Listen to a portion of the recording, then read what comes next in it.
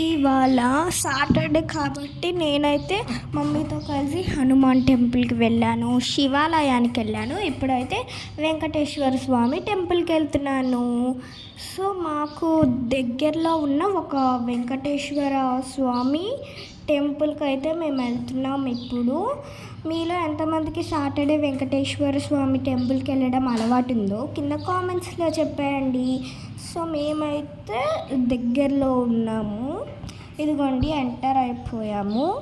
కొంచెం ముందుకు వెళ్తే మనకి వెంకటేశ్వర స్వామి టెంపుల్ అయితే కనిపిస్తూ ఉంటుందన్నమాట.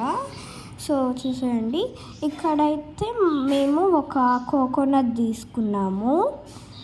సో కోకోనట్ తీసుకున్న తర్వాత కొన్ని ఫ్లవర్స్ కూడా తీసుకున్నాము. ఆ తర్వాత ఎంటర్ అయ్యాము టెంపుల్ లోపలికి. చూడండి ఎంత బాగుందో కదా, కలర్ఫుల్గా ఆర్ట్స్.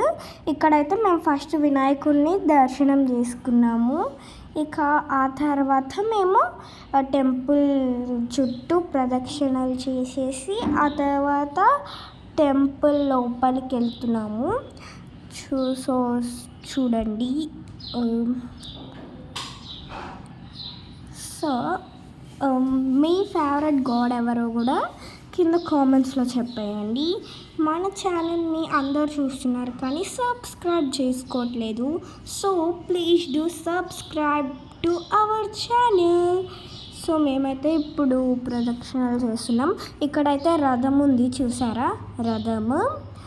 ఇంకా మేమైతే ఇట్లా ప్రదక్షిణలు చేస్తూ ఇక లోపలికి ఎంటర్ అయినాము. సో చూడండి, ఆ పక్కనైతే మనకి పద్మావతి దేవి అయితే కనిపిస్తూ ఉంటుంది. ఇక్కడైతే మనకి కృష్ణుడు కనిపిస్తున్నాడు.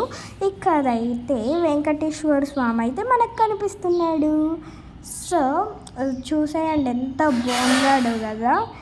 ఇక పూజారి గారు అయితే ఇక్కడ మొత్తం పూజలు చేస్తున్నారు ఇక్కడ. సో మాకు దర్శనం చాలా ఫాస్ట్గా అయిపోయింది. సో ఇక మేమైతే దర్శనం అయిపోయిన తర్వాత ఇక్కడ చూడండి పద్మావతి దేవి ఉంది ఇక్కడ. సో ఇక్కడ కనిపిస్తూనే ఉంటుంది నేమ్ శ్రీ పద్మావతి దేవి అనేసి. ఇక చూడండి ఎంత బాగుందో కదా, ఇది డెకరేషన్ లాగా. సో ప్రసాదం అయితే తీసుకున్నాం దర్శనం అయిపోయిన తర్వాత. మీలో ఎంతమందికి గుడిలో ఇచ్చే ప్రసాదం పులిహోర అంటే ఇష్టమో కింద కామెంట్స్లో చెప్పేయండి.